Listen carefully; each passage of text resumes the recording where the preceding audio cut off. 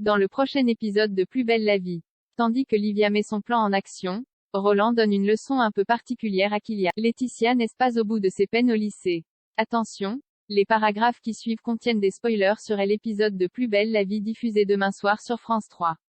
Léo protège Agathe tout le week-end, Livia hypnotise Céline dans son sommeil. Il la charge de détruire l'amour de sa vie en tuant Vincent. Mais avant, elle va le faire payer pour ce qu'il lui a fait en vidant tous ses comptes bancaires et en transférant l'argent sur son compte.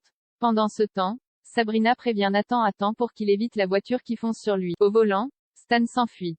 De leur côté, Bastien et Luna se déchirent au sujet de Pavel. Bastien reproche à sa compagne de ne pas l'avoir quitté tout de suite après avoir découvert sa véritable identité de meurtrier. Celle-ci réplique que c'est aussi valable pour lui. Quant à Léo, il promet à Agathe de l'aider pendant son procès en appel. Mais elle est persuadée de n'avoir aucune chance de prouver la légitime défense.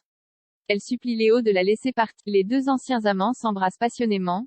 Le lundi, Léo prétend qu'Agathe s'est enfuie alors qu'il était sur le point de l'arrêter.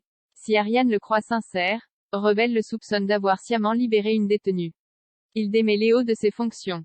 Ce dernier emmène Agathe dans un lieu sûr et lui demande de lui raconter ce qui lui est arrivé. Elle raconte avoir replongé dans la prostitution pour aider Maxime à régler ses dettes. Elle explique qu'un jour, son Mac, ivre, a essayé de l'étrangler. Elle a attrapé un couteau pour le frapper sans intention de le tuer. Après quoi, elle a tenté de s'enfuir, mais des voisins, alertés par le bruit, ont appelé la police. Quand Léo lui demande pourquoi elle ne l'a pas appelé, Agathe avoue qu'elle avait honte. Elle révèle ensuite qu'elle n'a jamais cessé de l'aimer. Parallèlement, Céline propose à Vincent de pique-niquer près du lac où ils allaient souvent ensemble. En parlant de vieilles habitudes, elle parie qu'il a toujours le même carnet avec tous ses mots de passe dans le tiroir droit de sa commode. Vincent est amusé qu'elle se rappelle de ces petits détails. Céline profite qu'il parte se changer pour lui voler son carnet. Après leur pique-nique, Céline demande à Vincent d'aller lui cueillir des fleurs. Elle profite à nouveau de son absence pour récupérer son téléphone et procéder au transfert de son argent. Mais elle est prise en flagrant délit. Roland fait une grande révélation à Kylian. Roland confie l'ouverture et la gestion du bar à Claire afin de passer la journée avec Kylian, même si ce dernier est plutôt réticent. Il l'emmène à la salle de boxe où il passait tout son temps quand il était jeune. Il entraîne Kylian à taper dans un sac.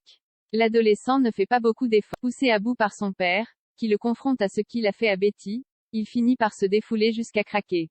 Kylian confie alors à Roland qu'il a été frappé par l'ex-compagnon de sa mère quand il était petit. Il avoue avoir également été traumatisé de voir sa mère recevoir des coups.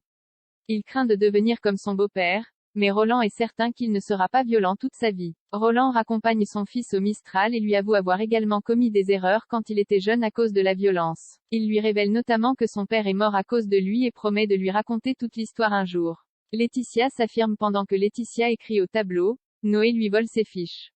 Betty en profite pour lui poser des questions très spécifiques sur plusieurs sujets. Laetitia se rend compte que ses fiches ont disparu et soupçonne aussitôt les élèves. Elle se venge par une interrogation surprise.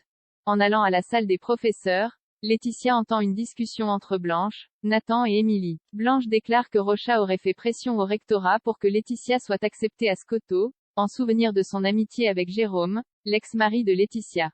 Cette dernière entre dans la salle et les confronte directement, mais ils se défient l'un à un. Toutefois, Nathan revient sur ses pas et présente ses excuses à Laetitia pour avoir manqué de solidarité. Il lui avoue que ses premiers cours ont été très durs à vivre, mais il lui promet que les choses vont se tasser.